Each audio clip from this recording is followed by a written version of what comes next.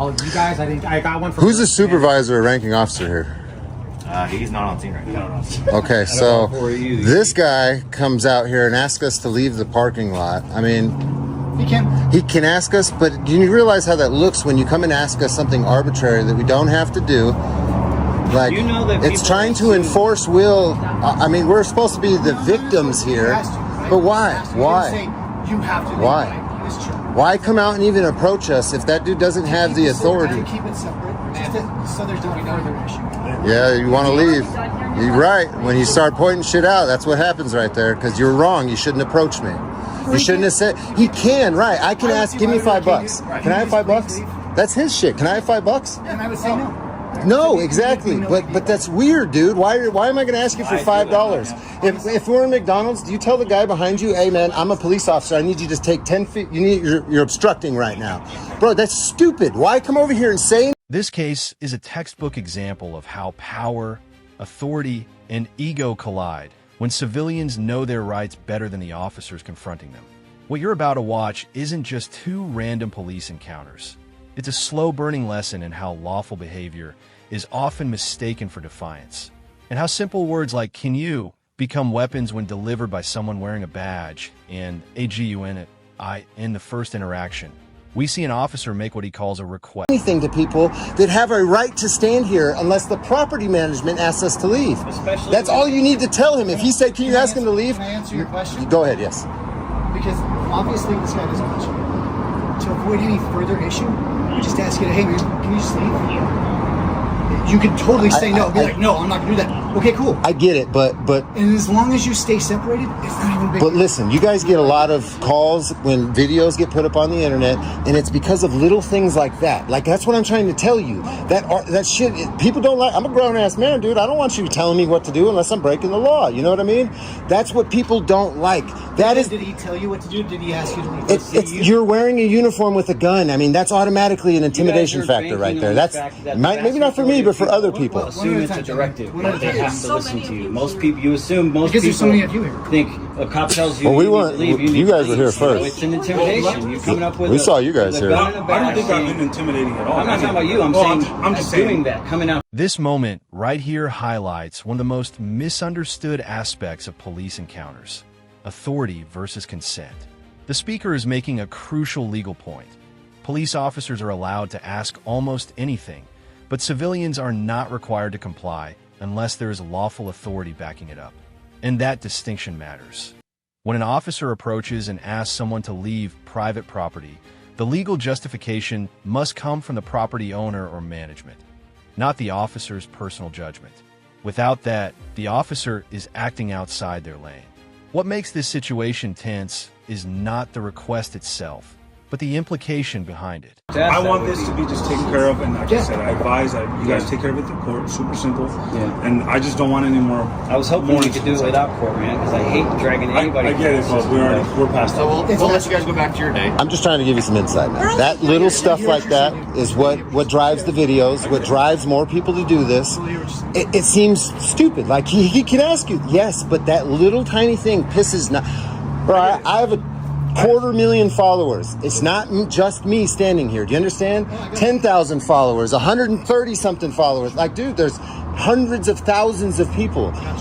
This is what perpetuates hate for the police. And you might not understand that little dude. He just asked you to leave, bro. But it's the concept of you're wearing a uniform. You look like military out here trying to tell us. It doesn't come off as he asked you. Even though he did technically ask, it does not come off like that. You know what I'm saying? Most people, if you ask them, if you were to come out and ask them to step off the property, they're going to be immediately intimidated and they're going to do exactly what you... What's being articulated here is something courts and civil rights attorneys talk about constantly: perceived coercion. Even when an officer believes they are being polite, the presence of authority fundamentally changes how words are received. A request from a civilian carries no consequences. A request from an armed government official always carries implied force, whether intentional or not. This speaker isn't accusing the officer of malice. He's explaining impact. And that's an important distinction. Law enforcement often focuses on intent. I didn't mean it that way. Civilians experience outcome. It felt like I had no choice. say, and you guys have become used to that. You know what I'm saying? So it just becomes second nature to just do that kind of thing, but you don't realize the adverse effect it has once this goes on the internet. I think it's a lot of it's the approach and how you do it. Yeah. I mean, he was being nice about it. I'm not saying he's being rude, like, but... Hey, I'm the big swinging, and I'm going to come over here and be like, get the fuck out of here. That's one thing. If I'm cool about it and be like, hey, bro. Yeah, but... I feel like it's hey, man, reminiscent of the, I'm here's, not touching you, I'm not touching stop, you. stop. Here's an example. Are you married? Are you married? Are you married? Yes. Can I fuck your wives, please? Please? That's weird as fuck, right, dude? That's the same thing to me. I'm a grown man. I don't want to be asked to do anything unless I have to. You know what I'm saying? We can take it to that extreme or very simple. It is, but you see what I'm saying? It can be used in a lot of different scenarios. Out in public, if somebody asks you that, bro, you're not going to act like cops. Especially if you've had a little bit of drink at the bar or something. Somebody says something to you like that? You don't drink? Good. I don't either. All right, guys. Liver poison. You guys have a good day. This analogy may sound extreme, but it serves a purpose. It strips away authority and exposes how inappropriate certain requests become when context is removed. The speaker is illustrating that legality isn't just about what is said, but who says it in WHY.IN everyday life. Asking strangers to do unnecessary things feels invasive and disrespectful. When that behavior comes from someone with enforcement power, it feels threatening, even if it's phrased politely. The emotional tone here escalates because the speaker feels unheard. From his perspective, the officer keeps defending the right to ask instead of understanding why the asking itself creates tension. Hey, I don't need your directives. I'm not committing a crime. Stay away from me. No. Don't walk towards me. Stay away from me. No. You don't get to pick where I stand in public, buddy. Get away from me. No, then I'm going to search you for weapons. I don't know. Oh, get away from me, you coward. Just go down there. You coward. You ain't going to search me for nothing, buddy. You can tape, but go down the... You don't tell me where to go, Streeback. Get away from me. Go over there with your buddy. You see how he's smart enough not to say nothing to me? You see how he's smart enough not to say nothing to me? But you're dumb enough too, right? No, I'm not. Yeah, you are. You don't have to ask me nothing. Back up, man. No, I'm going to stand right here. Good. Stand right there. I mean no ill will or intent towards you. Go do your job. Okay, I just asked you to step away. I don't care what you asked. It's not a law, buddy. Is that a law? You're a law enforcement, aren't you? Thank you. I don't know what you are doing or planning to do or not. Now we see the exact scenario that was warned about earlier. The shift from conversation to command presence. The officer approaches, issues directives, and immediately escalates without articulating any crime or lawful basis.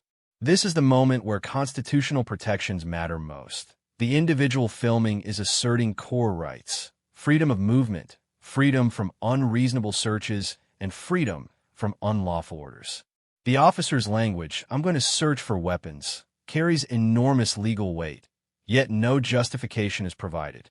That's not a casual statement.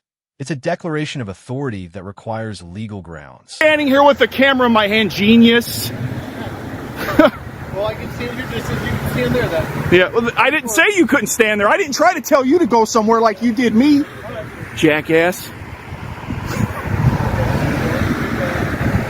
Yeah, I got freedom of speech too, by the way, buddy. Yeah, I know you know, and you look at your disdain towards me because you can't stand it. No, it's because Yeah. it's proper, that's all. Proper would have been leave me alone when I walk up to you. That's what would have been proper. That's why the public can't stand you scumbags. Always trying to tell people what lawfully they can and can't do. I said you could tape, just scoot it down. I don't need your permission though, that's where you're wrong. Giving me permission to tape, I don't need it from you. The Constitution of this great place gives it to me. So, hey, here's another law in Indiana. I'm not yelling at you. I'm asking you to quiet down. Stop screaming and yelling. Bud, I can protest anywhere I want and be as loud as I want. You're right, you can protest. Exactly. So let's be quiet now, sir. This exchange perfectly captures the tension between constitutional rights and professional conduct. The civilian is loud, confrontational, and abrasive, but none of that is illegal. The Constitution protects speech precisely because it can be uncomfortable, critical, and offensive. Officers are trained to enforce laws, not manners. The officer's frustration is visible, but frustration doesn't grant new powers. Asking someone to quiet down, reposition, or comply requires lawful authority. not personal preference.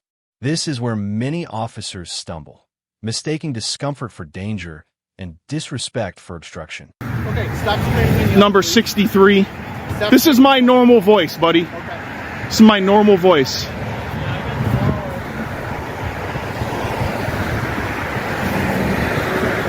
So this is Officer Strebeck, number 63. He's from Griffith.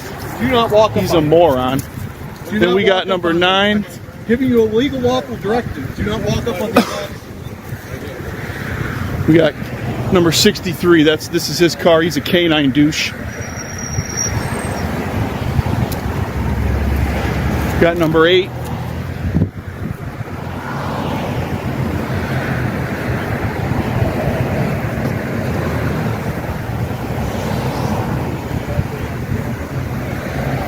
What's your name and badge number? Okay, I think you just get somebody with a license. I already know who you are. You don't need to identify yourself. Just don't walk up on us. I'm not telling you again. Don't walk up on us. Notice how this guy's not saying nothing to me? He's on the radio, He's not saying nothing to me, bro. But you keep on talking. I know you're not. I would never be a pig. Okay, that's Never in my life. You're very disrespectful for no good reason. So are you by telling me what to do as soon as I walked up. You should have shut your mouth. You should have shut your mouth and you wouldn't have had this. All right, man. Just keep walking. I'm going to stand right here, buddy. You don't walk up on us. I don't know anything about you. You're a coward, dude. You shouldn't be a police officer if you're scared of people walking up on you.